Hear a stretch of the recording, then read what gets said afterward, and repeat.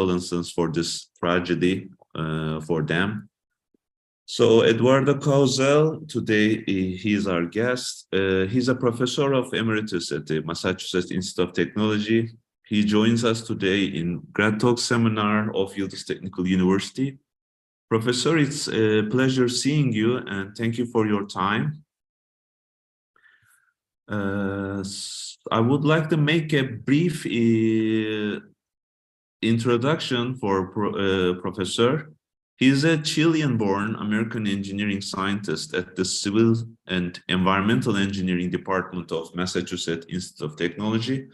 Professor Cauzel has written over 200 technical papers and reports in the areas of soil dynamics, structural dynamics, and earthquake engineering, and has published 4 books. His 2 papers on the 9/11 terrorist attacks and scientific explanation on the causes of the World Trade Center collapse have had a great impact on the media and the scientific community. Among the honors Cauzel has received are the Humboldt Prize from the German government in 2000 and 2001 MIT CEE Award for conspicuously effective teaching. And 2015, he was elected corresponding member of the Chilean Academy of Engineering. He is also a fellow and a life member of an American Society of Civil Engineers and a member of Seismological Society of America. He's a senior member of miscellaneous other professional organizations. So Professor Eduardo, today he will be talking on his title, as you can see, the earthquake damage prevention and the challenges now we are facing in Turkey. Thank you, Professor. We are listening. Thank you very much for the invitation. I'm greatly honored. And I hope that I can meet the very high standards that were imposed on me by your host there, I mean by my host, Shema Yilmaz Genç. And so we'll see what we can do here. I would like to echo also your words that this was a tragedy of unspeakable proportions, and I would like to express my condolences to Turkey and especially to those who have lost their loved ones in this very unfortunate event. Now, I would like to say right at the very beginning, it is unfortunate that both the physical loss in terms of buildings that collapsed and also the human loss was as great and as large as it was, because really this was not necessary. So let me start with some simple answers to complicated questions. The first one is, can we make a structure earthquake-proof? And the answer to that is definitely yes. There are some very simple calculations that one can do that you can demonstrate that you can make a structure earthquake-proof in the sense that it will not collapse, it will not cause the people, the inhabitants to die. On the other hand, can we predict earthquakes in space-time? And that is a categorical no. I mean, you cannot say, for example, that on Sunday, July, whatever, the big one in Los Angeles will take place at 7 o'clock in the morning. That you cannot do. There are absolutely no methods to predict, not even in the short term, when an earthquake will take place or not. At the moment, and for the foreseeable future, that is not possible. Can we predict the likelihood of earthquakes exceeding some magnitude in a given geographical area? And the answer to that is, let's see, I need to close that because I cannot even read my own slide. Yeah. I can move it to the side. There we are. Can we predict the likelihood? And the answer is yes. Doing seismicity studies in an area, we know the history, the seismic history. Turkey, for example, stretches back thousands of years. And so, you know, when very big earthquakes have occurred in various parts of Turkey, you can couple that also with paleoseismology, where you look at evidence of when the faults, the active faults have broken. You can look at, for example, soil liquefaction, ancient soil liquefaction. And by collecting all of that information, you come up with a picture that says that major earthquakes, for example, in Istanbul, occur every 150 years or so on average. Now, that means on average. It doesn't have to be exactly 150 or 140 or whatever the number is, but it simply says that if you look at tens of thousands of years, then the recurrence rate is on that order of magnitude. So that you can say. And then for example, in that sense, we can say today that there exists a better than even chance that Istanbul will see a very large earthquake in the near future. Can we minimize the impact of earthquakes with early warning systems? And yes, but for the most part, no. No, because the warning time is too short. I mean, you're talking of 10, at most 30 seconds, and that is not enough time really for people to begin reacting. It is useful, for example, if you have fast rail, fast trains, or machinery, or airplanes that are landing or about to take off, and then you can stop, you can abort the landing or the takeoff or stop the train, and that can be done in time. But in the case of people living in buildings, you don't really have the time.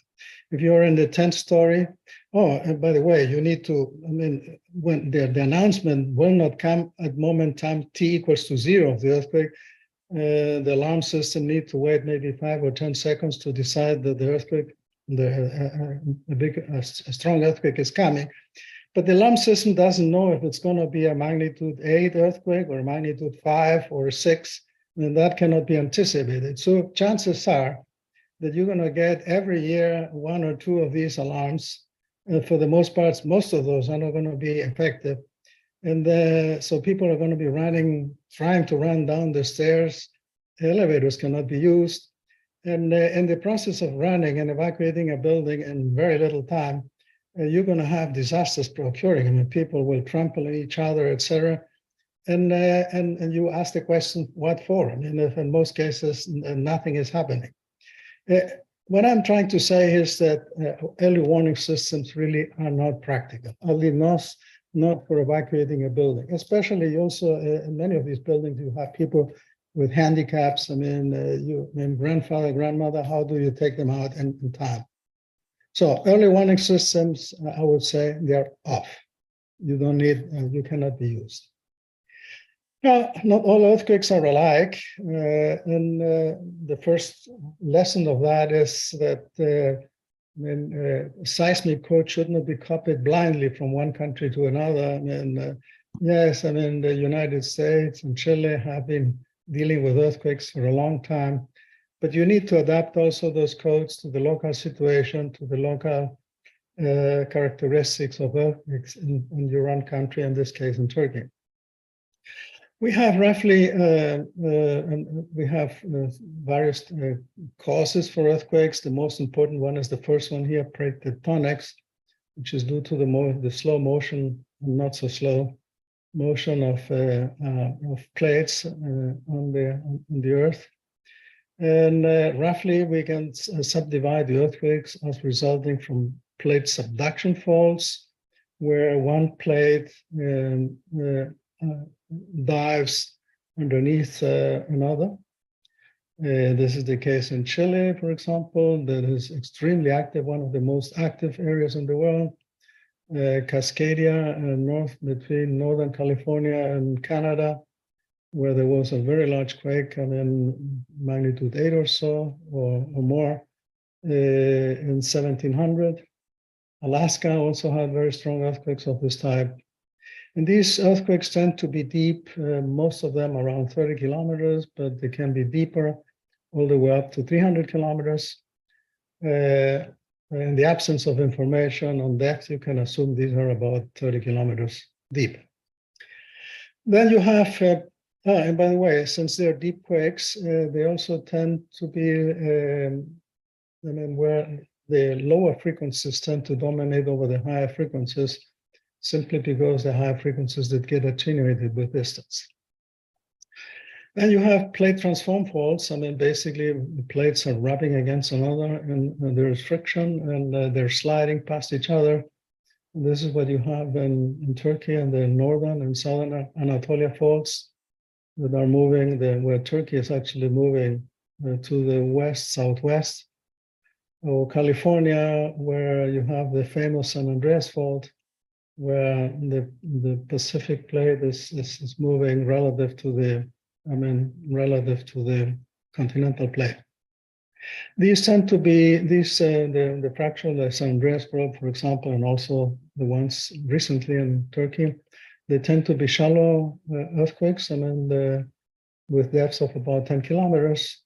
In fact, there's a slide, the USGS, that shows that in the absence of information, most plate transform quakes have a depth of about 10 kilometers. And then you have the so-called intraplate earthquakes that happen in the middle of a plate, somewhere in the middle. The mechanism of those are not perfectly well known.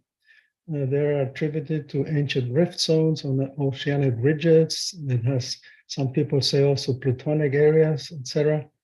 And the most famous of this intraplate quakes is the New Madrid, Missouri earthquake, which happened in between November 1811 to February 1812 in New Madrid, and basically where the Ohio River meets the Mississippi, somewhere between St. Louis, halfway between St. Louis and Memphis. This earthquake was magnitude anywhere from 7 to 8, and because attenuation in the eastern continent is very low, it was felt throughout the entire eastern United States, from Chicago to New Orleans, from Denver to Boston. They said that in Boston the bells rang at the time.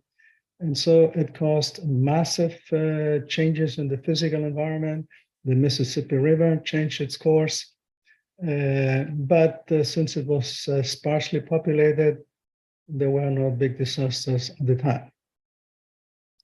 It is this assumed, or studies apparently have indicated that these earthquakes have a return period of anywhere from 500 to 1,000 years. So for the time being, that area now is sort of safe.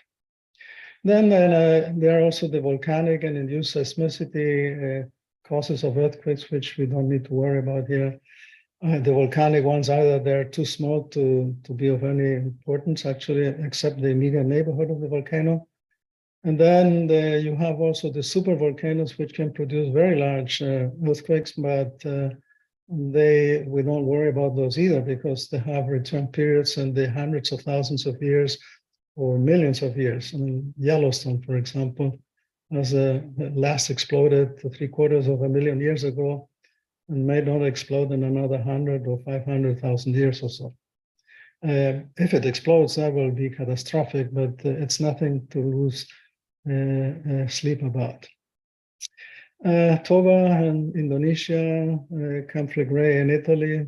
Again, the last one was many tens of thousands of years ago.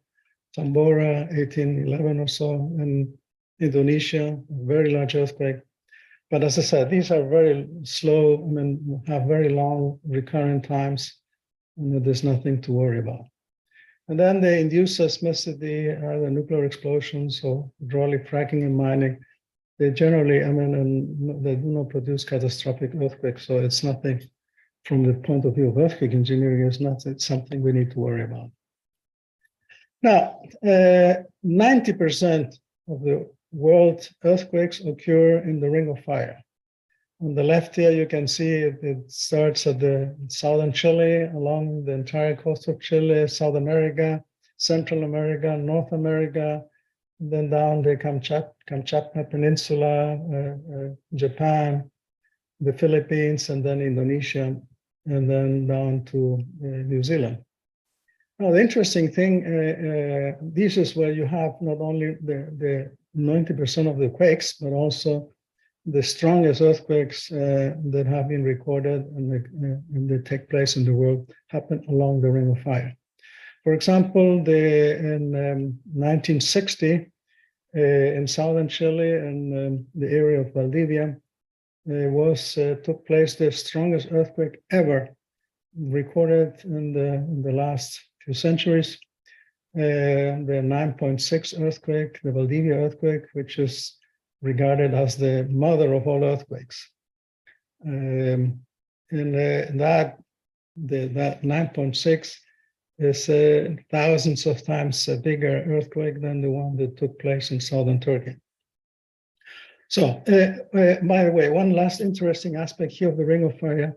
If you look at the picture on the right, you can see that the Ring of Fire is almost a meridian. It's almost coincides with the circle around the entire Earth. So the Earth is basically separating in this Ring of Fire in two halves or so, which means that the Ring of Fire is on the order of 40,000 kilometers long or thereabout. All right, so very briefly, the plate subductions of earthquake in Chile. You have plates, in this case, the Nazca plate in central Chile, that is diving underneath the South American plate. And as it does so, it gets stuck there at the interface of the South American plate with the Nazca plate until it ruptures and then gives rise to an earthquake. And as a child, I have experienced many strong earthquakes in Chile, and which are anywhere, in fact, I experienced earthquakes anywhere from 6 to close to 8 or so, very strong earthquakes. And where you see the city there, that is Santiago, in between the Andes and the coastal range. And that I remember having felt those earthquakes. And by the way, my home as a child there in Santiago was built in 1942. It was before the seismic codes were in effect. But Chile knew that they had frequent earthquakes, so the architects and engineers, they built homes already then with a seismic resistance. My home was reinforced masonry, bricks basically, with 3 stories, and never ever did it have any damage, not even a crack. It went through very strong earthquakes during this time.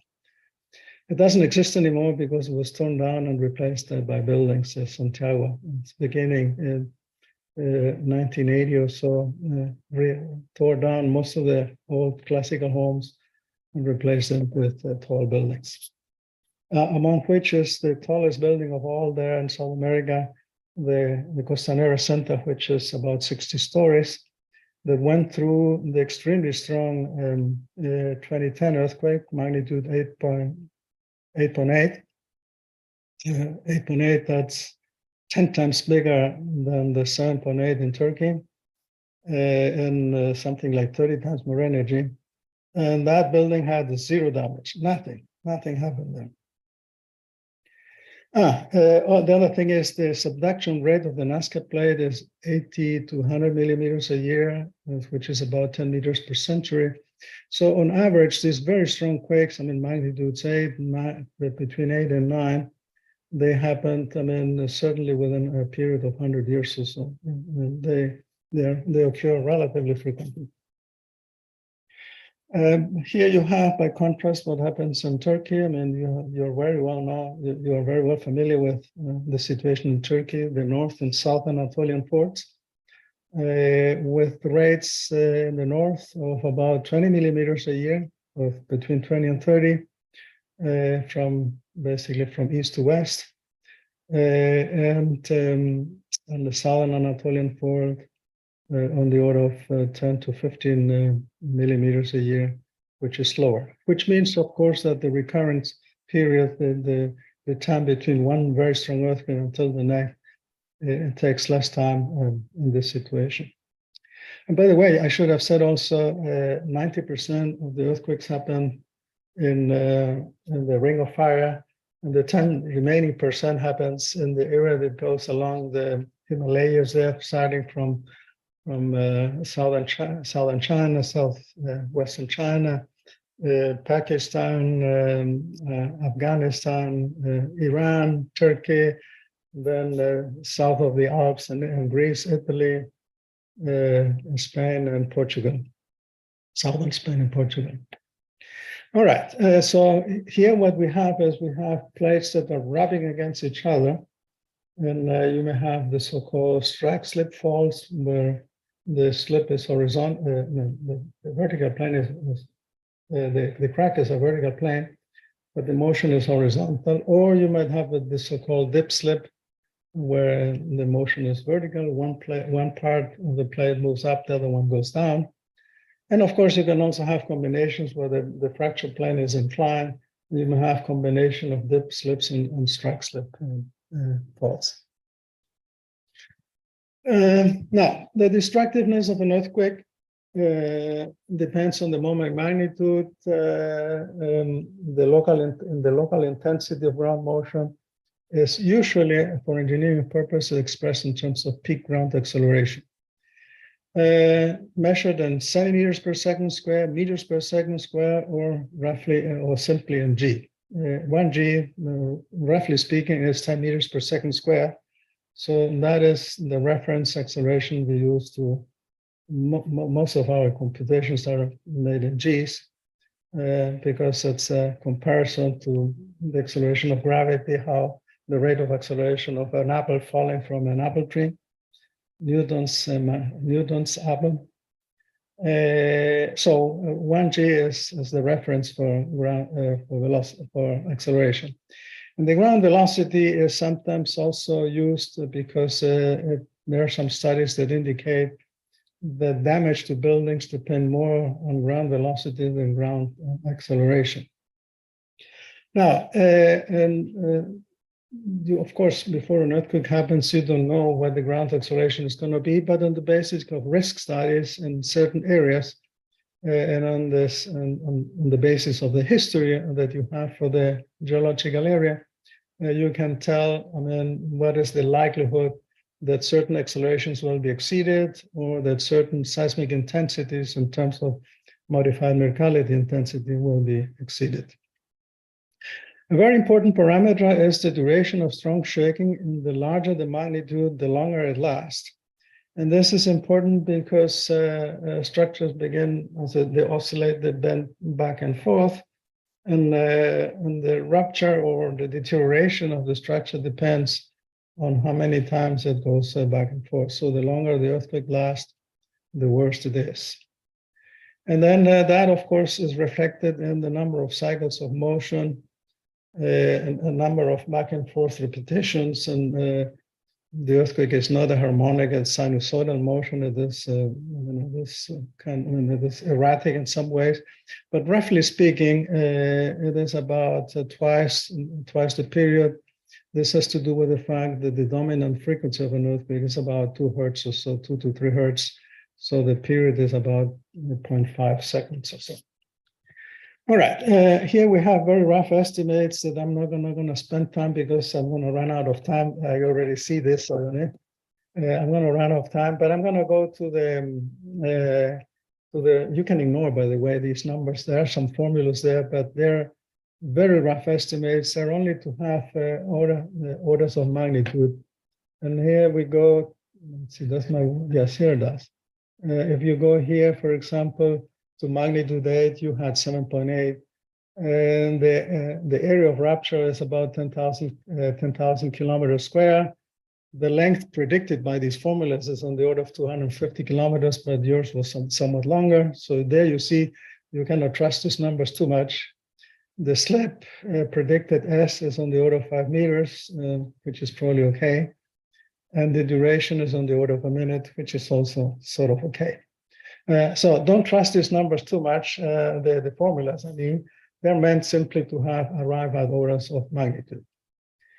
Let me jump to the next to last item there, the one which is in blue.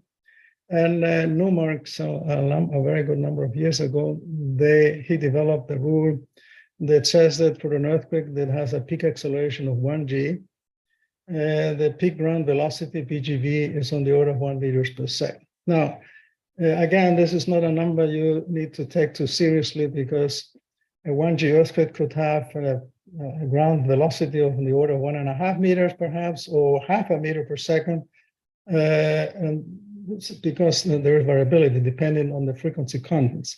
But the purpose of the rule is not to give you exactly a number, is to say that it's not going to be 10, and it's not going to be 0.1. And then it's not 1/10 of a meter per second, nor is it 10 meters per second. So the order of magnitude is correct. And as I said, most earthquakes, I already mentioned this, most earthquakes have energy in the range from about 0.5 hertz. It begins a little bit lower for large quakes to 5 hertz, and then it decays relatively rapidly. In the case of Turkey, which has shallow earthquakes, may be richer in higher frequencies, all the way up to 10 hertz or 8 hertz or so. And this is important actually, and it is may be important in the design of structures. That doesn't go. Why wasn't that? No, it doesn't go back. Let's see. It's not paying attention to me. I mean, I'm trying to take the next slide. There we are. Okay. Let's see. Yeah. Let me briefly here mention the so-called join-aboard distance to a fault. You have a fault which is below the ground. In this case, idealized as a rectangle, but it doesn't have to be the way.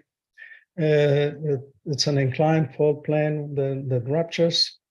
And where the rupture begins is called the hypocenter. It initiates the rupture, and then it propagates out in one direction or in both directions. And in the case of Turkey, apparently it was bidirectional, and it propagated in two directions at the same time.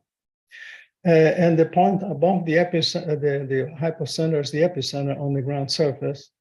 And the projection of the fault to the surface, that's what's called the join-aboard area. And that is, it is the distance to the area, whichever the shortest distance is, which really matters for how strong and intense the motion is. It's not the distance to the epicenter, it's the distance to the fault, which can be many tens or hundreds of kilometers long. So you see this in the next slide here. Well, actually here, this is an example of a record in well, I have great trouble saying this, Kahramanmaraş. The first at the top is the acceleration in centimeters per second square. So you see the red circle there, that means 500 or so. That's half a G, half a G. And the velocity is on the order of 50 centimeters or half a meter. So there the rule, Newmark's rule works wonderful. It's almost exact. And for half a G, you get half a meter of displacement. And then the displacement, I'm not sure if you can trust the displacement because this is very close to the fault. And if it's done correctly, there should probably be also a residual displacement. After all, the fault moved at the fault itself by several meters. And near the fault, probably several centimeters. So I'm not exactly sure if this is properly conducted or not. All right, this plot has circulated a lot and among researchers showing the peak ground acceleration versus epicentral distance. The vertical scale is in Gs. So basically, if you have a vertical earthquake that exceeds 1 G, and if you're standing on the ground, basically it shoots you up into the air. You start jumping in the air, basically. And if you try to walk with an earthquake that horizontally has an acceleration of more than about 20% of gravity or so, 0.2 G, again, you have difficulty walking. Now, what I cannot believe is that at 150 kilometers, you have the high acceleration shown in this graph. That is absolutely not, I would not expect that.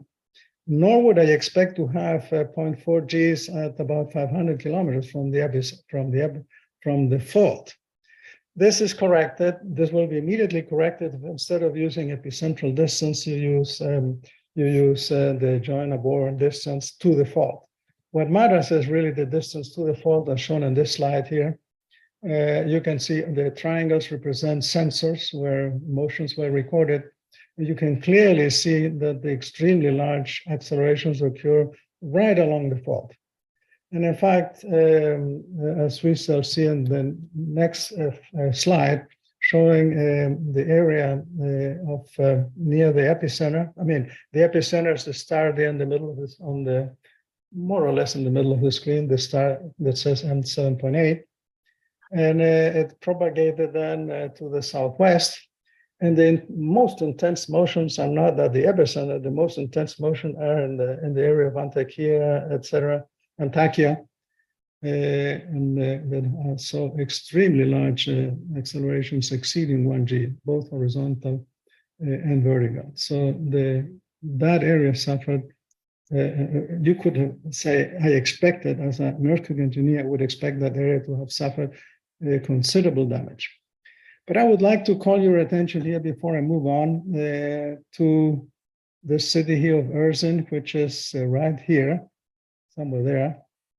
And Ersin lies to the west of the Nur Mountains, which have about 2 kilometers in height, peaks of about 2 kilometers, 2,000 meters.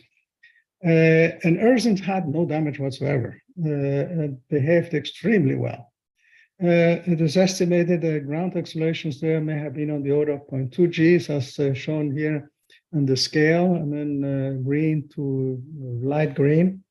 But it has no damage, and the major of Ersin said, yes, it's because we made sure that the codes would be followed, and no corruption there. So they paid close attention to make sure the buildings were properly built.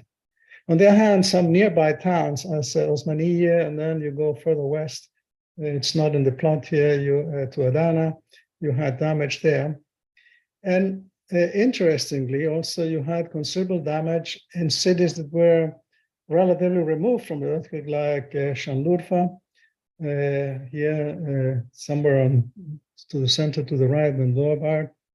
And then, wonder of wonders, when you go to Diyarbakir, which is really outside of the earthquake zone, the light blue there correspond to accelerations of about 10% of gravity. This is very light acceleration, and you should not have seen any damage in Diyarbakir, but there was lots of damage there, as we shall see later on. Now, that indicates very clearly that there were errors in construction, errors in errors in materials, or whatever, because those should not have happened. In the case of Antakya, as we shown already in the previous slide, it was subjected to extremely large motions. The interesting aspect that I see here is that on the southeastern side of the city, accelerations were relatively moderate. I mean, from 0.3, 0.5 G or so, I mean, 50% of gravity. And then when you went to the northwest side of the city, you had the acceleration exceeding 1 G, extremely large accelerations. And those are really challenging to engineering. And yes, you can still make them earthquake proof, but they're already on the border of what you would expect to see damage in those cases too. In fact, Antakya had some 60 earthquakes since its founding 2,500 years ago, of which 10 were highly destructive. So that makes a return period of 150 years, the last of which happened in 1872 and then 223. So this works fine. But my impression on the basis of trying to explain why are the accelerations so large in Antakya, I believe that the fault, the rupture, goes underneath the city. I mean, it's not visible from the surface, but it probably goes underneath the city, and that may have caused these very large accelerations there. There may also be geological reasons. I mean, if we go back to the previous slide here, I mentioned the mountains there nearby. They may have channeled some of the energy, I mean, refracted the energy that would have propagated to the west. And instead of propagating to the west, they may have deviated those waves south. And they may have causing amplification to the south. Given that Antakya was destroyed so many times in his history, it means that there's something there that makes that city susceptible to very large motions. And this is something that ought to be remembered when Antakya is reconstructed. Now, factors affecting seismic safety, the quality of design, the avoidance of design errors, construction changes. I have been told by reliable researchers who have been there that some at the last minute or after the building was there, a wall gets moved from one location to another to enlarge the room or improve the view. And that is a total no-no. That should never, ever be. I mean, you cannot simply move about structural elements in the structure. The quality of material in the construction, that's extremely important. You need to have testing, periodic testing, taking samples of materials to make sure that they satisfy the requirements. And very important is the so-called ductility, about which I will be talking a little bit more very shortly. Quality control, technical supervision, testing. The building type is important. I mean, in the United States, and this is, I guess, important from the point of view of building codes. Most buildings in the United States are steel frame buildings, and steel is a highly ductile material, what is totally different from the reinforced concrete and also masonry buildings done elsewhere in the world.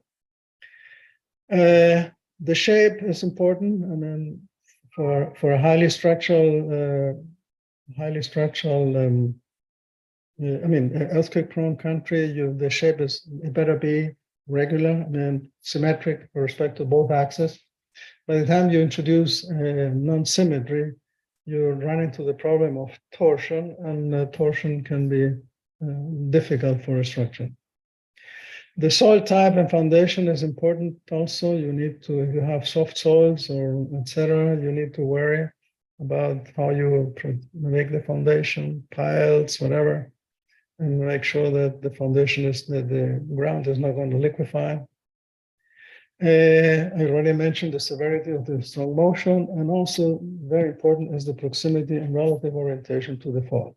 So concerning the latter, during the very intense reconstruction effort that will happen in the next 12 months or so, I would avoid reconstructing anywhere near the known active faults or where there was massive destruction. Fundamental design principles in real estate, you have a law that says the 3 L's, which is location, location, location. And that tells you how important the price of the building is. And then in engineering, it is ductility, ductility, ductility. You have to make the structure ductile. In other words, it has to be pliable, deformable. The columns must be monolithic. You cannot have discontinuities in columns. They must be basically continuous across the floors. And we will see examples later on where this is not the case. The shear walls should also be not vertically discontinuous. They should be continuous. And the temptation when you use shear walls is that by the time you get to the ground floor, you go into the basement where you have garages, is that some engineers in open holes there, basically passageways for the cars. And there, that requires very special consideration for design, because that discontinuity can concentrate efforts at the ground level or immediately below the ground level, which is the last place where you would like to have problems. And this is particularly true not only because you have the earthquake loads, but the ground floor and the level, pardon me, below the floor, it's resisting also all the weight of the building. So there, the stresses are very high. Columns and beams must be connected and properly tied together, or else the structure falls apart. The fact that you have connectivity and redundancy, it is extremely important. You might have, in some cases, floor acting as beams, but the floors in many cases are too weak to act as the connecting elements, at least, especially resisting what happens when one column is acting against the floor. And unless you properly design that, you might have damage in that location there. And that causes immediate loss of stiffness of the structure. The structure must be highly redundant and resilient. In other words, the If you anticipate that one element will fail, another one will take its place and will not mean that it falls immediately. The columns must be stronger than the beams, or otherwise the columns will fail first, and if they fail first, the building comes down. Unreinforced infill walls must be properly anchored to the reinforced concrete fill, or they simply will fall off into the room. As the building is moving this way with the wall that way, it may crack, and as it cracks, it detaches from the surrounding frame and it falls in the other direction, in the direction of the room.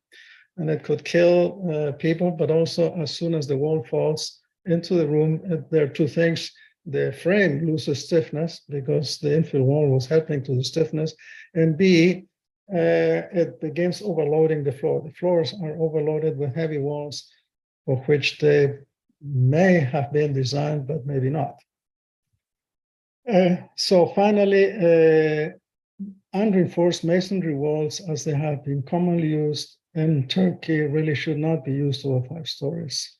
And this for several reasons. The reinforced concrete frames are not terribly stiff and are not sufficiently stiff.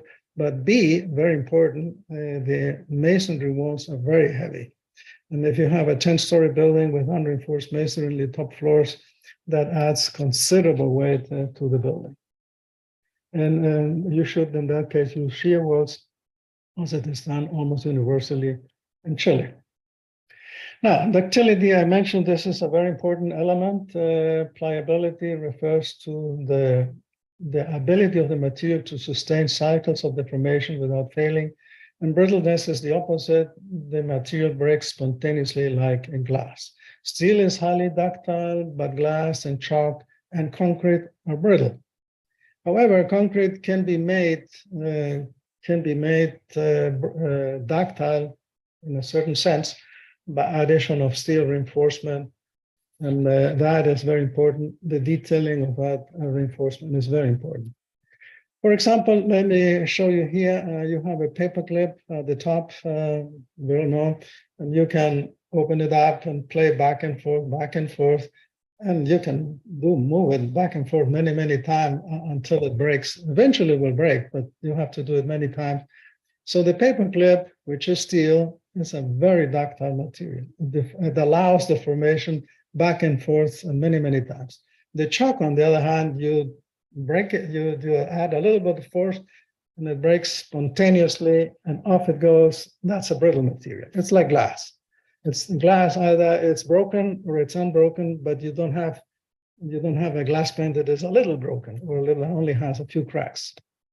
So let me show you how we can show you a trick here. We can take a cellophane tape or Scotch tape and wrap the chalk around and cellophane tape. And at the bottom, I had already did that. And then I began loading the chalk slowly. And look at this, the chalk is still one piece. Yes, it crumbles inside, but it is still one piece. It has not collapsed, if you wish. And that's what can happen also. And of course, here, the deformation is enormous. Besides, the cellophane tape doesn't really stick too well to the chalk because there is a layer of dust there, so the adhesion of it is not very good. If it had been very good, I would have had great trouble. I mean, try it at home. Do that experiment. You will see that the stiffness of the chalk increases dramatically, actually. So that's a good experiment for class. All right, let me echo here some comments by the late Chilean seismic engineer. There is also a building company called René Lagos, very famous. And this had the following to say. There's an article which I also have by him.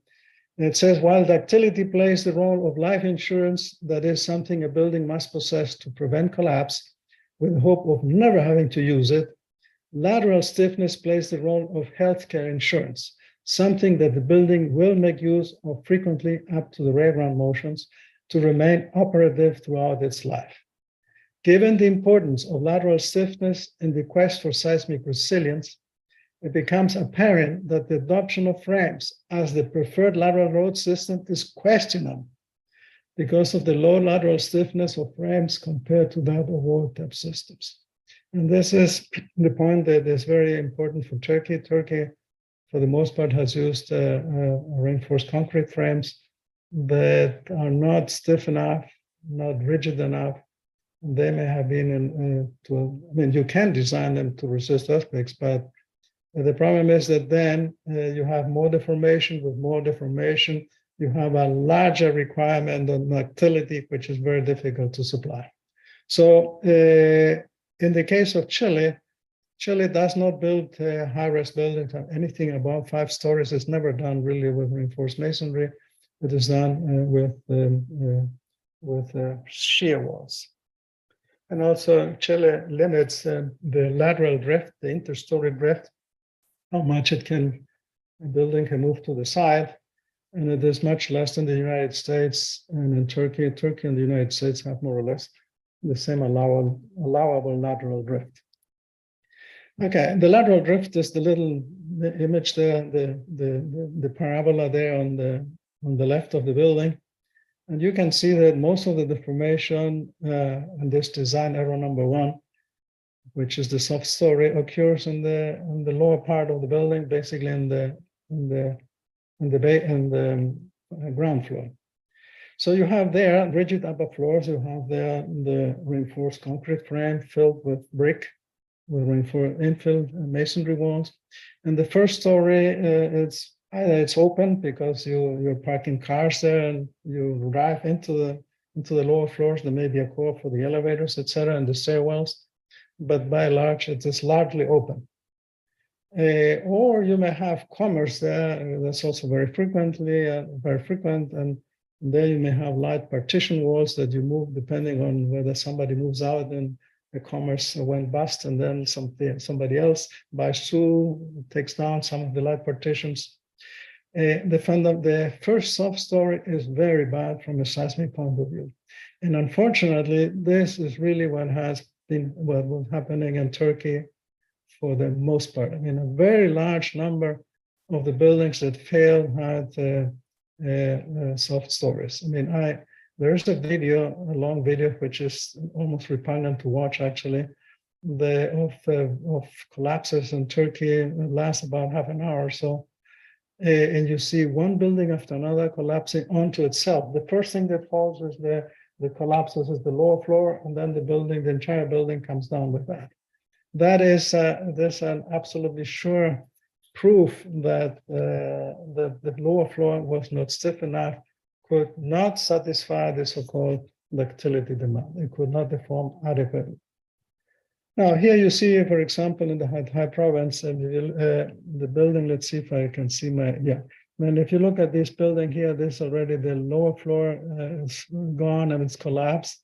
The upper part, fortunately, is still there. And so the building didn't collapse onto itself.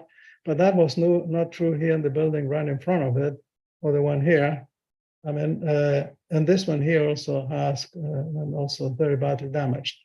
Now, interestingly, if you compare the structure, the architectural type of this building here, this building, this building, and this building, they're very similar. So chances are they were built by the same construction. And then you wonder why it is that some collapsed and some did not. Well, there may be many reasons for that. But the fact is that even if they did not collapse, they may have been close to collapse. They might, if the earthquake had lasted a little bit longer, or if the ground motion at that location had to be a little bit more intense for soil reasons, for whatever reasons, they might have collapsed. So the fact that they didn't collapse is not a guarantee that they were well built. Here you have another example, a building that came down onto these cars here. And on the right, you see a sketch of how this could have happened. The lower floor again collapsed, that gave way, and the entire building came down, fortunately, without collapsing onto itself, which makes me think that it's not more than 2 or 3 stories or so. If it had been higher, the inertia would have been so large, it would have basically, the building would also have crashed. Now, this is a remarkable example of a building where the first story failed. And here you see the columns that basically are broken. These are very thin columns, actually, to sustain this building here. So as these columns fail, the building overturned and came down. Fortunately, the building itself remained in place, did not collapse onto itself, but it might. And the other thing which is remarkable about this slide is this structure here. This structure here is almost intact. Yes, it has some little bit of damage here and there, but it's almost intact. And it is, you could say it's not a seismically designed building, but actually it is. When it is, whoever built this knew what he or she was doing. Because it's not a reinforced concrete frame, it's timber frame, basically wood. And it is, if you look at the detailing, is very good. Actually, it has diagonal members here, below the window, above the window, wooden beams, etc. It is a well-built structure that survived the earthquake. I'm not recommending that's the way you should build structures, but it shows that if you pay attention to details and attention to the bracing, etc., you can make earthquake-proof buildings. Now, other design and construction errors is, well, there's a whole list there. Discontinuous columns, discontinuous wall, absent of the perimeter beams, beams stiffer than columns, already mentioned that. Use of precast panel buildings in seismic areas. I do not recommend those, actually. They're very fast to build, but they're very fragile and prone to failure. Attention to detailing on construction, very important. And ad hoc modification and construction, we already talked about that, so I can skip this slide. Now, let's look at this building in Diyarbakir. You may remember some 10 slides ago, I showed you the picture of where that is, to the east, well to the east of the fault, and in an area in the light green area where accelerations did not exceed about 10% of gravity. It is absolutely unthinkable that this building should have failed. It should not have failed with these low acceleration. And the fact that it failed shows that it was improperly designed and also improperly built, that the materials and the attention to detail was not there. Take a look, for example, here at this column, at this vertical column here. You see immediately that you have slips. The various elements, the various columns are slipped relative to one another. The columns are not continuous. And then there's nothing connecting the upper column to the column on the floor below, etc. And so, and in fact, some of these columns, if you pay attention, some of these even rotated. That is a no-no. That should not have been possible. And the other thing you notice is that there is no beams here tying the columns together. I mean, other than the floor, there is nothing tying these columns together. Look at here the windows, which with the exterior wall, which is presumably it is done in masonry. If you look at the windows themselves, they do not appear to have a very good frames fixing the window in place, or the lower part of that. And you can see that in addition to that, these air conditioners that are abundant there, these are literally holes into the wall that substantially weaken the front part of the building. That's also a no-no, actually. And I don't see the beams here, which allowed the entire front part of the building to collapse. I mean, that should not have happened. Now, this building surely will be torn down. But what about the buildings in the background? I mean, we don't see damage there. I would not trust this building because they were obviously built by the same builder, and it has, for sure, it has the same design errors. I would simply say these buildings have to be eliminated, actually. I would not dare sleeping one more night in those buildings, even if they have no damage, actually, or little damage, visible damage. They should not have had any damage because the ground acceleration was relatively low. So why did so many buildings fail? They should not have. Many had the serious design errors, as you well already told you. Many of these buildings had the first story that was too brittle. They lacked sufficient ductility.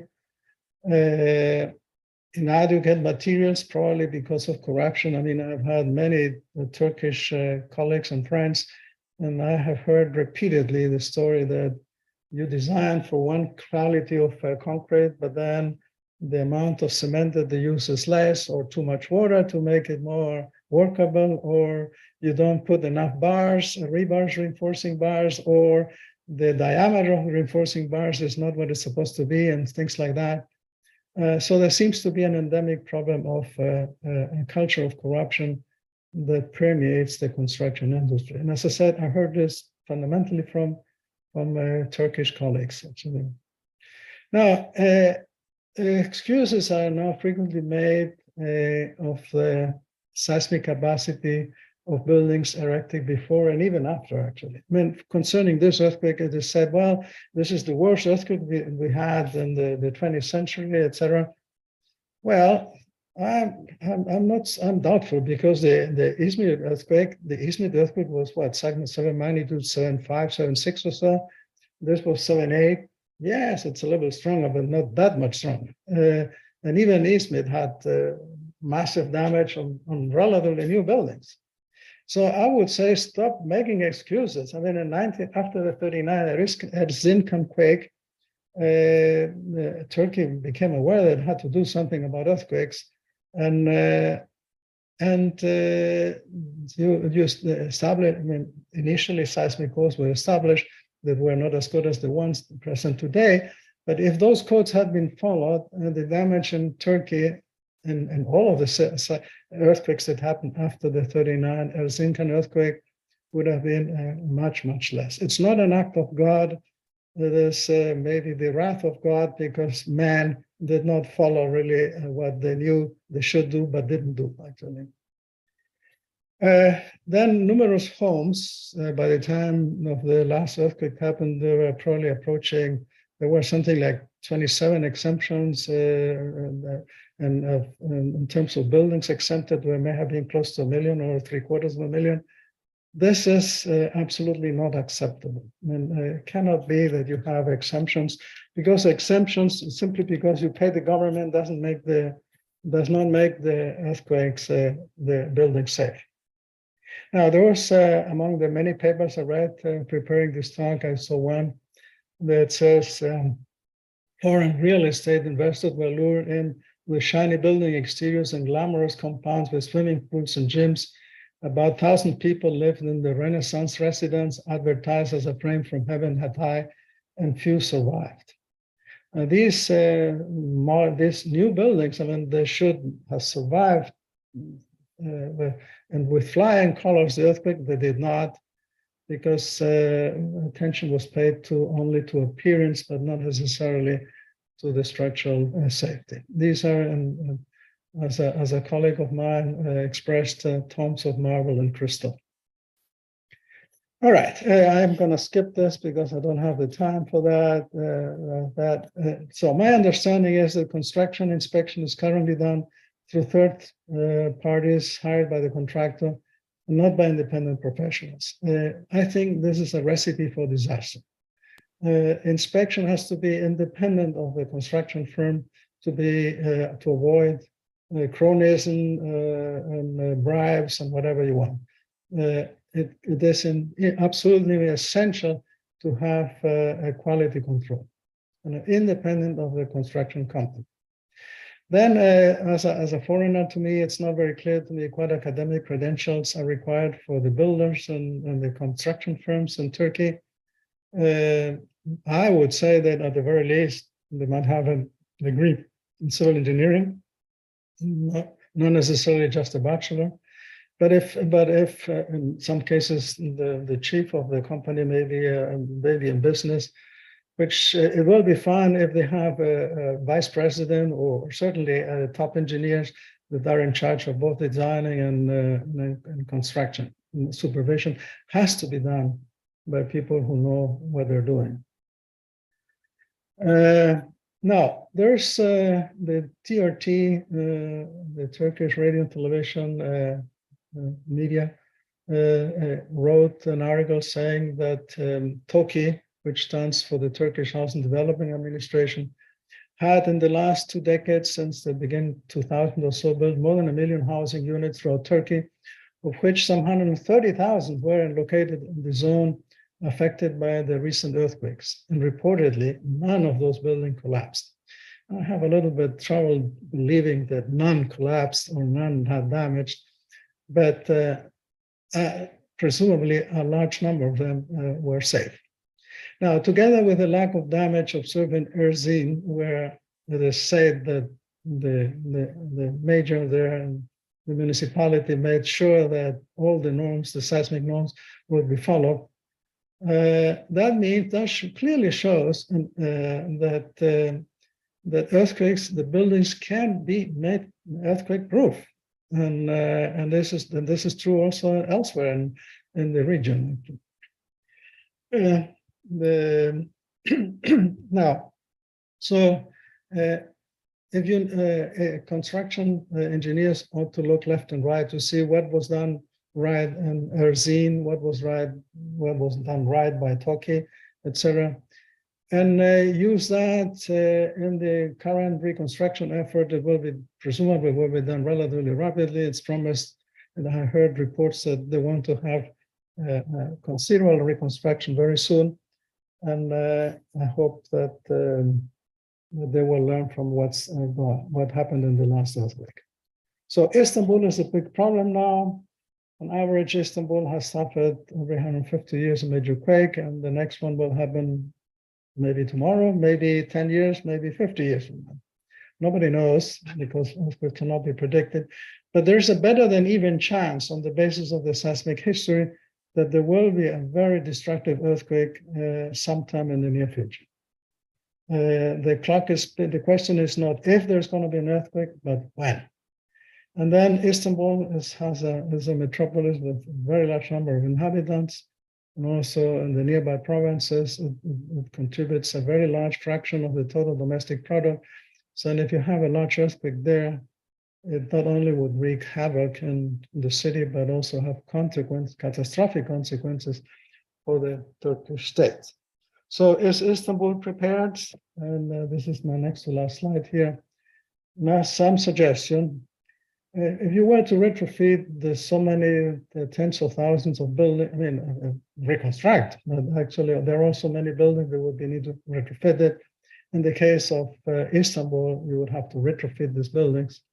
And their number is very large, the cost is large, the time to retrofit them will also be very large. Now, given that we know from the current earthquake that a very large number of floors, the first floors fail because they were based on the soft story concept, garages on the first floor and commerce, I would recommend that you strengthen at least the ground floor. And forget about the top part of the building. If you make the ground floor rigid, if you add shear walls or you do infill walls properly done, or you add whatever, to make the ground floor stiffer, you're going to make the building a lot safer.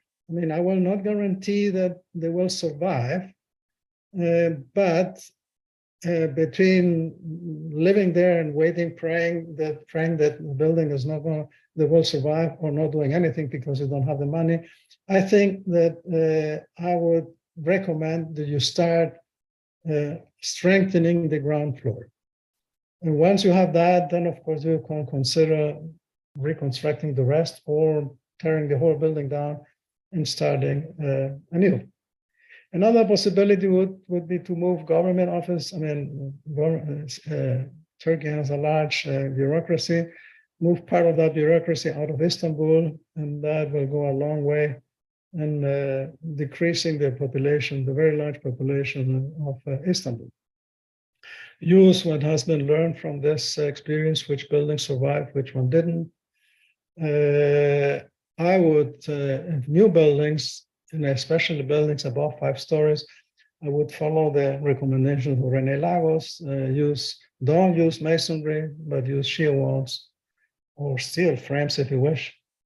And very important, derogate all amnesty and exemption decrees, which began shortly after World War II.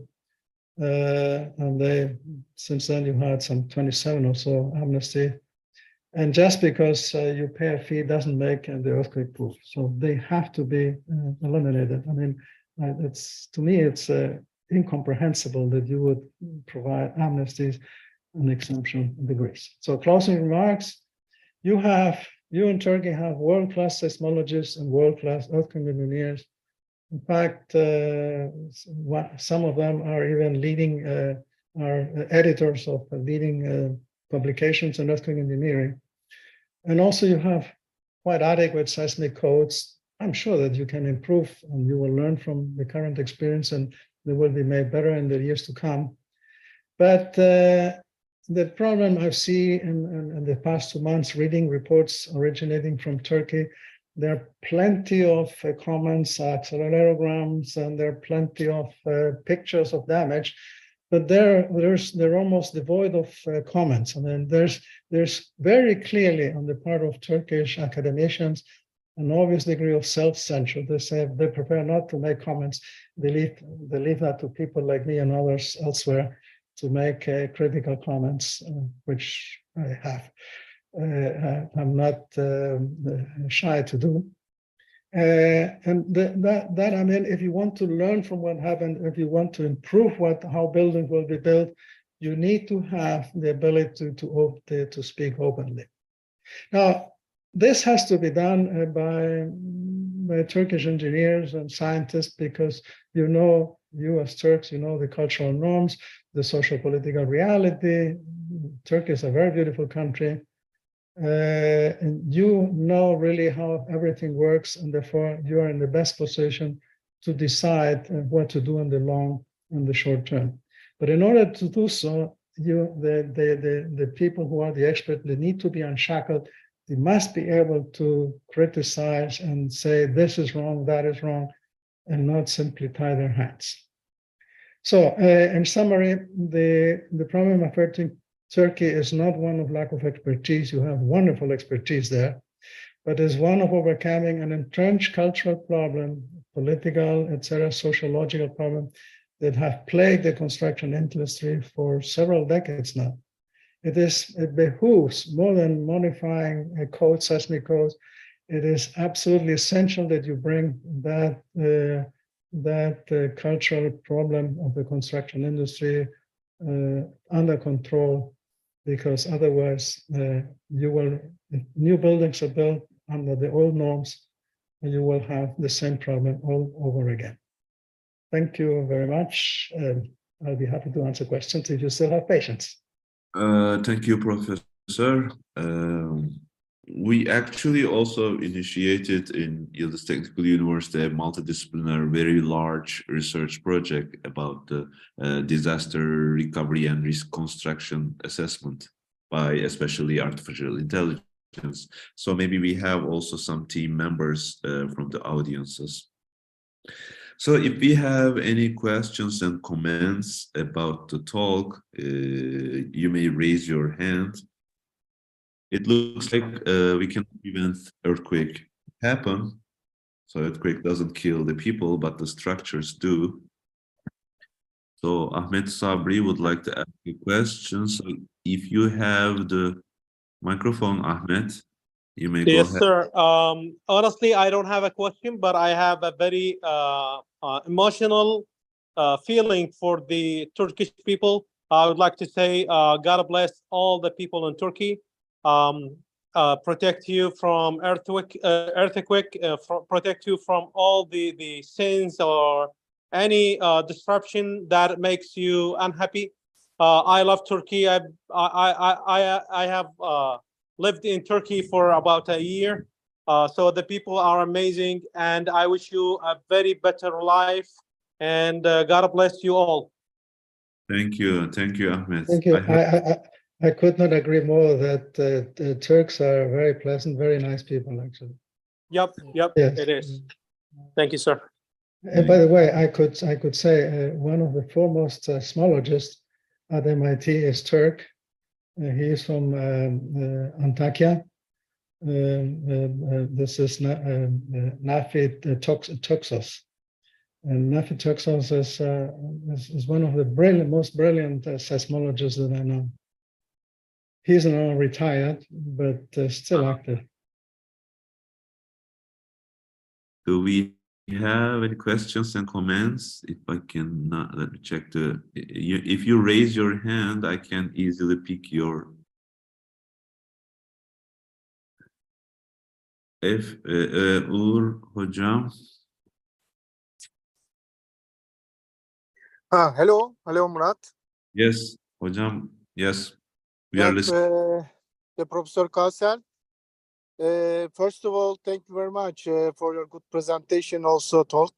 I am wondering about the CRIP event. What do you think about that, the CRIP event over there? I'm sorry, I didn't understand that. CRIP event. What do you think about the CRIP? I'm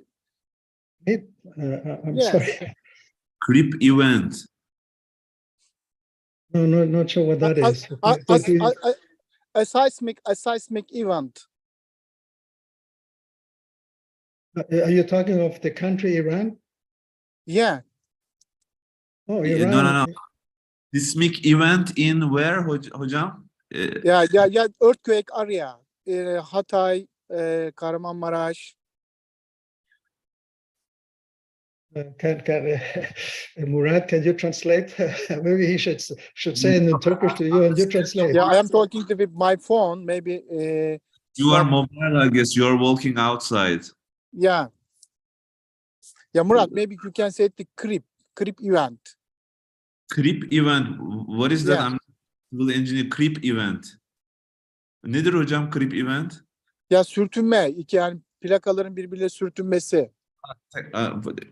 I guess it's not, we say it in friction in physics, but the yes. tectonic plates are frictioning together, and what is that CRIP event? Is that? Yes, you are right. So the question is, what about friction? Or yes, you are. Yes, the plates, friction between the plates for the latest earthquake in the southeast Turkey. Can you make a brief analysis for that? I'm not exactly. I'm not sure I understand exactly what you mean. But if you refer to friction, then the plates are rubbing past each other. The Arabian plate, the African plate are moving northeast, and Turkey is moving to the west and southwest.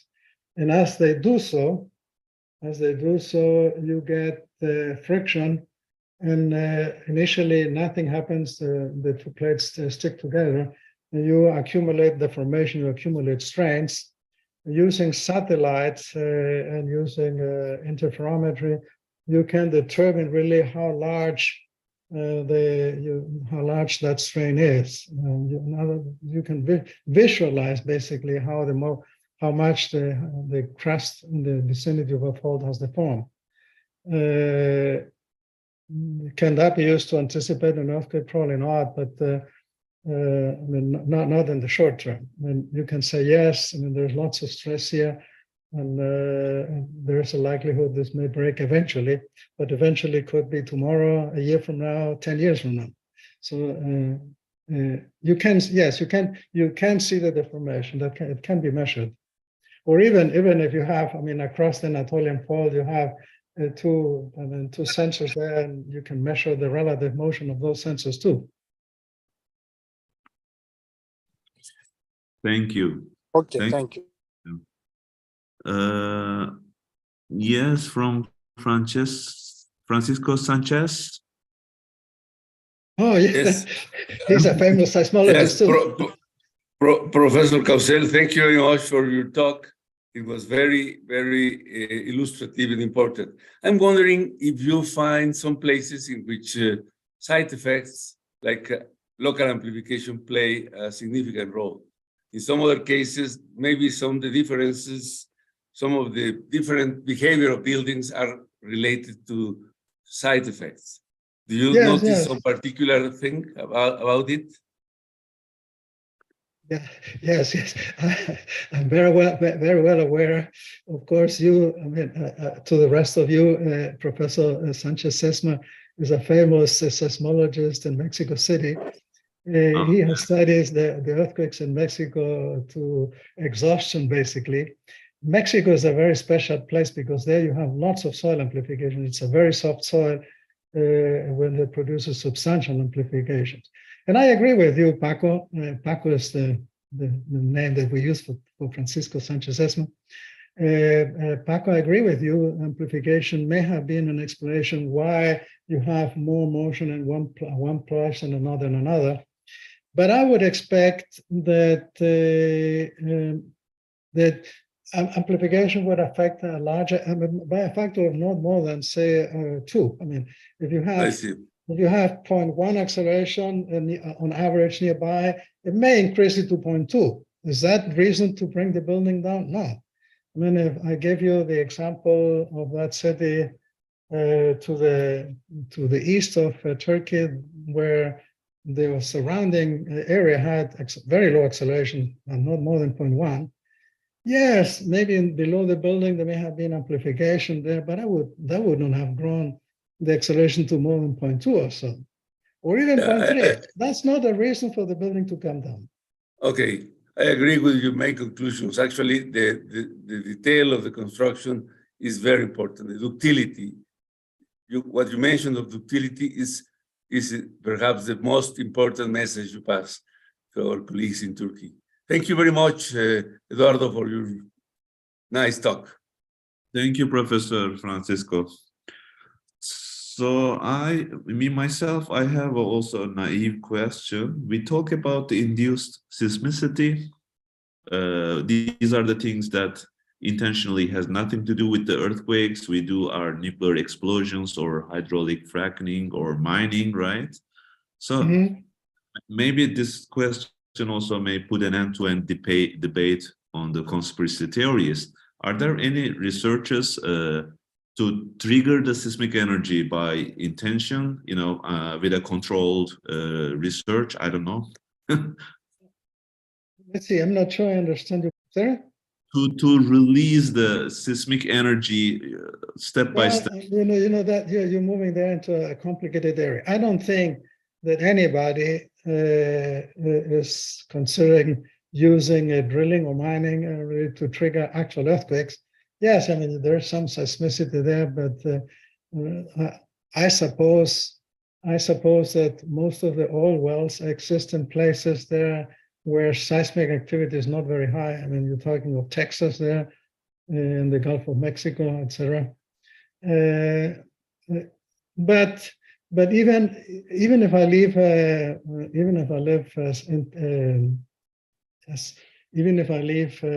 fracking and mining aside, the question is, when you have a strong earthquake, the fact that it releases energy, maybe that energy may cause nearby faults or not so nearby faults to be overstressed.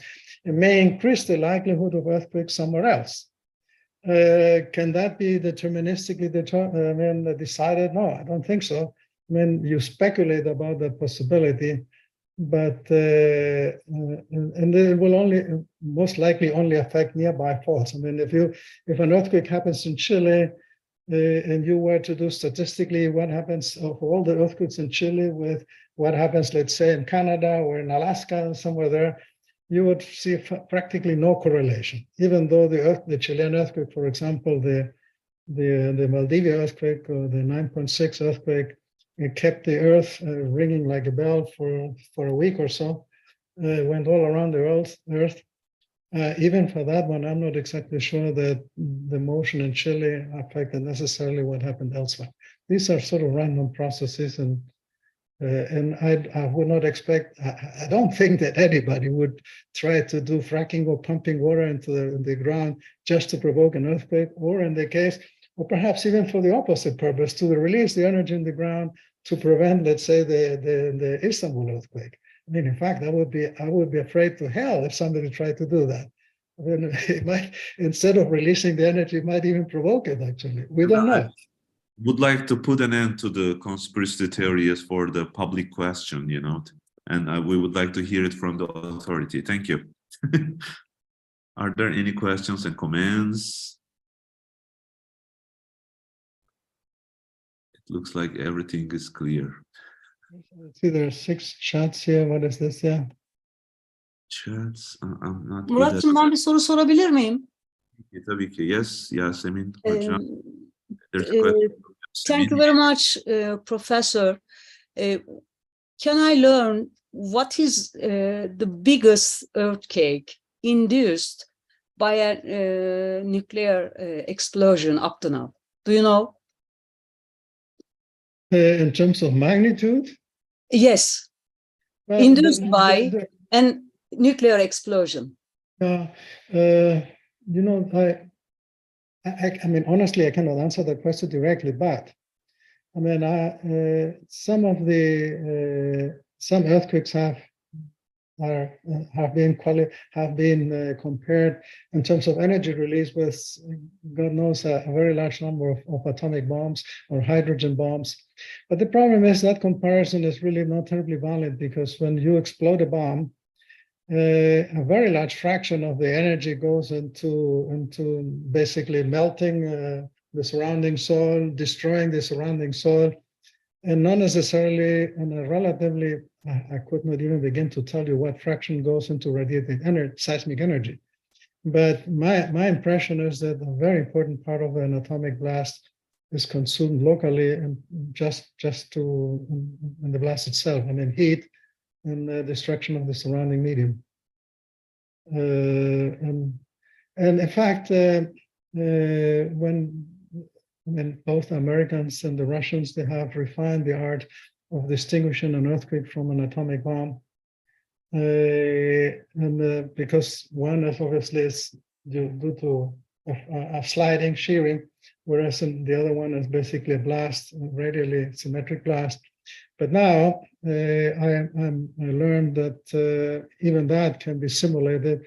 If you explode an atomic bomb in a set of tunnels, then you can confuse the other side, and it will at some distance it behave and it will look like an earthquake and not like an atomic blast. But my impression is that atomic explosions don't produce very terribly large earthquakes. I mean, look at what happens in North Korea. They have over the last they have even exploded a hydrogen bomb, but without major effects on nearby, and let's say in South Korea. Thank you very much. And I remember from the slides also, it's less than a magnitude 4 kind of information I remember. The induced earthquakes. We have another question from Baikal in the chat box. I guess he has no microphone. Let me read the question. Baikal, is that you? If we train artificial intelligence with millions of earthquake data, can it analyze these data to identify relationship and patterns between the earthquake formations and thus help us make more accurate earthquake predictions? It depends what you mean by predictions, actually. If by prediction you mean when an earthquake will happen, I would say no. And I don't think that the AI system will be any better at predicting when the next earthquake will happen and when not. I mean, you have sources all around the world, and if you look at them, it's basically random, actually. I mean, they have, yes, I mean, we can tell that Chile has very strong earthquakes every 80 years, 100 years or so, and etc. But other than that, I don't think that an AI will do much better. In fact, if you were to train it, you have to train it with data not only from the last few decades, but also from data going centuries back. Because in here we're talking recurrence periods of in the centuries, not in just a day or two or a week. Thank you. Özgür Hocam, Yes, we have a question from Özgür. Hello, Professor. Thank you very much for this nice talk. I want to ask you, is there any relation with the, is there any effect of the astronomical planets or moon location or Venus, something on the earthquake? I read some kind of things, some scientists study on these topics. Well, no, I don't think that the planet conjunction or the sun or the moon. Well, I mean, we know that the moon goes around the Earth every 28 days or so, and obviously there are gravitational effects. You see that in the tides when the ocean rises and falls. These are gravitational forces of the moon. And these forces act not only on the seas, but they also act on the Earth. I mean, the Earth also has tides. And presumably, if you accumulate some strain and stresses in the ground, the moon may have an effect. I mean, I'm not aware of anybody saying that that earthquakes happen on full moon or when the moon is up in the zenith or something like that, whether it's new moon or full moon, whatever. I've never heard that. And I don't think anybody that I'm aware of has correlated the moon phases with earthquakes anywhere. But I mean, technically, since the moon does attract the Earth, and the sun too, there might be some correlation, God knows where. Maybe it's a topic for you to investigate. Yes. Professor, I see in the social media some scientists studying on these topics. For example, the geometry, not only moon, but also other some planets, if they have some certain geometrical location, maybe in a linear way to the Earth, they claim that there are some effects. There may be effects on the Earth. Well, if you're an astrologist, then they will say that the aligning of the planets, very recently there was one, 4 or 5 planets were aligned about 3 weeks ago, and nothing happened either here or anywhere else that I know. You know, I don't think that the planets, even though Jupiter and Saturn and Uranus are quite big planets, but they're far away. And the gravitational attraction of all the planets together is very small compared to the effect of the moon and the sun. I mean, the moon and the sun are the lion's share of the gravitational forces on the Earth. I would not worry. I mean, I would not lose sleep about a planet conjunction at all, actually.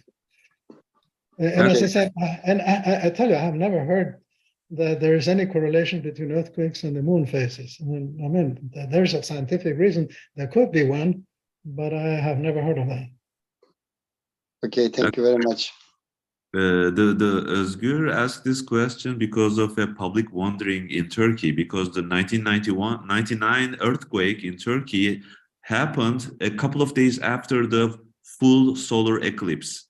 So it's kind of, that's why it's really hard to convince the Turkish people.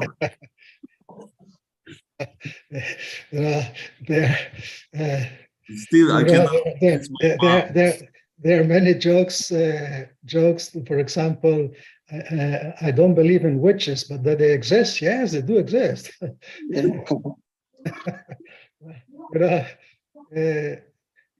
When something happens, whatever it is, I mean, the dog may have barked, or the cat was up in the roof, and then you say, well, this earthquake happened because the cat went up the roof. I mean, yeah, I mean, you cannot prove that it is true, but you cannot prove the opposite either. I mean maybe it is true, but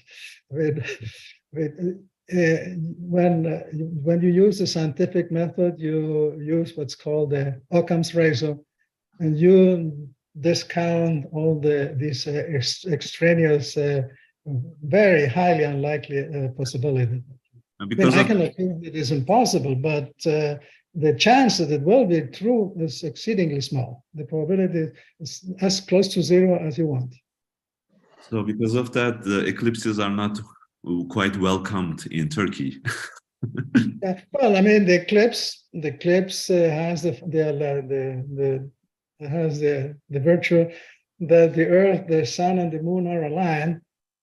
But well, look, I mean, the Moon rotates. The ecliptic. The ecliptic is the plane in which the Earth rotates around the Sun, and the Moon rotates about the Earth in a plane that is only slightly inclined to the ecliptic, about 5 degrees.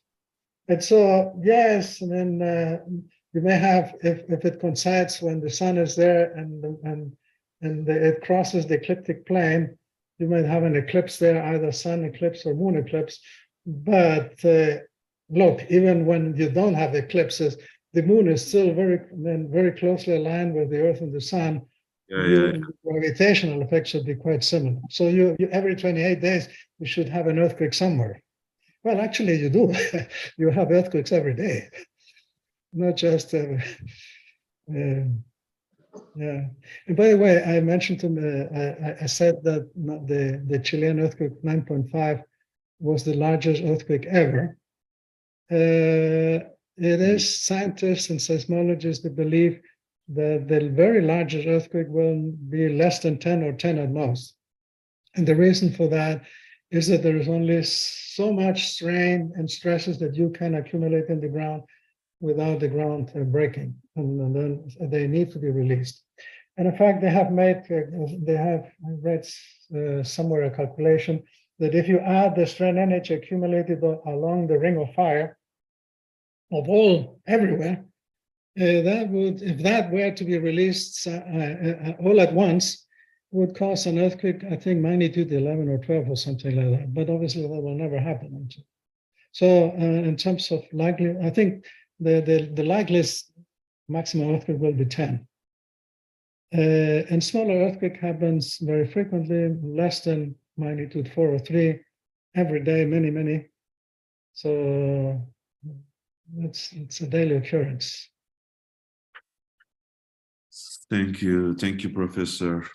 So if we do not have, can I ask one more question, please? please. Professor, when you think about the earthquakes, do you think the crust stabilized, going to be stable, more stable in the passing years, or it is random? What do you think? Can I? So are you saying that after an earthquake there is greater stability? The earth crust is moving. Yeah. Do you think this goes stable one day, or it is going stable, decreasing? You mean stabilizing? equilibrium? We are going for a perfect equilibrium. No more earthquakes. Yes. Is there equilibrium? Equilibrium. No. Look, I mean, the Earth is not in equilibrium. It is constantly changing. I mean, look, I mean, if you go back millions of years, the whole of America was part of Pangaea and was joined to Africa and Europe. And so they moved apart. And in fact, if you go now down to the deeps in the Atlantic Ocean, the Atlantic Rift, there's magma there bubbling up, and the continent is spreading at that location. And the Earth is not in equilibrium. And as an earthquake happens, for example, in Turkey, yes, I mean, you release energy there along the southern Anatolian fault, but that in turn increases the stresses nearby at some other lesser faults, and this is the result that you have for the next 2 years. You're going to have many aftershocks. I mean, in fact, in the last 2 months or so, there were numerous aftershocks in there. And why do they happen? Because the main shock released energy that somehow disturbed the equilibrium of these other faults. But eventually, after 1 or 2 years, that will quiet down and you're going to go back to normal again. Thank you very much. Thank you, Professor. So if we do not have any more questions and comments, I would like to thank again Professor Eduardo Kozel on behalf of Grad Talk team and on behalf of Yıldız Technical University. Thank you, Professor. Professor, may I ask a question? There is a question, yeah. Sorry, did I miss? Maybe last question, very last question. Who is asking? Ahmed? Also, I ask, but if it is okay, can everybody can ask? Go ahead. Very last question. Ahmed? I have a questions, if it is possible. Okay, Yeah. go ahead. Yes, please. We are listening, Ahmed. Okay. How magnitudes change if earthquakes occurs very depth or our layer or very close to our layer? How magnitudes can be changed if earthquake occurs in depth, so that our layer? I'm not sure I understood the question. Are you asking what is the largest earthquake that you could have in Turkey? Yeah. Is that the question? My And I don't see, question by the is, way, I don't see your face. I only see your hand, but not your face. Lift up your camera a little bit. We can see your face. oops, Ah, I am there so it is. sorry. Yeah, that's a lot better. I So am so sorry. are you asking what is the largest earthquake that could produce the Anatolian Fault and other north or south or so? Yeah. For example, if the earthquakes occur so that our layer, it is the magnitude can be higher or not. If we compare with the very close the depth. Well, I mean, I'm not a seismologist, but so I'm honestly I cannot answer that question. I mean, I don't really know. My sense is that the Turkish fault tend to be shallow, and they may not be capable of producing a magnitude 9 earthquake. And I don't think, but I may be proven wrong actually. But I think the largest earthquakes are going to be perhaps on the order of 8 or most a little bit over 8. But I cannot guarantee that actually. But you know, the capability of a fault to produce earthquake of a certain magnitude depend on how big they are, how deep they are, and how long they are. Because obviously it relates to the fracture length, to how much energy they release. The bigger the area, the fracture area, the longer the area, and the larger the slip, the relative slip, the more energy gets released, actually. But are the Turkish faults capable of that? I do not know. I mean, there's a limitation, of course, on how deep they can go, because by the time that you go, let's say 500 kilometers into the ground, you begin moving into ground that is very hot, and any stresses that you might have there the ground begins melting and adapting to the stresses. So then the continent floats over these lower, more fluidic or plastic layers, actually. Now, that puts also a limit as to how much energy you can continually accumulate in the ground. My understanding is that the largest earthquakes are associated with subduction faults, for example, Chile, or Cascadia in northern and northwestern United States and Canada, etc. They are capable of very strong earthquakes, actually. I mean, for example, the Alaska 1964 earthquake, I think it was not magnitude 9.1, 9.2 or so, I'm not sure, over 9. And Chile 9.5, 9.6. I don't think that you would have that in Turkey, nowhere near that. Thank you, Professor. But related to that question, even though you may not have earthquakes of magnitude 9, you still have to design for very large accelerations, because your earthquakes are shallow, and that means they do not attenuate so rapidly, and therefore you may have very intense motion in the near fault areas, actually.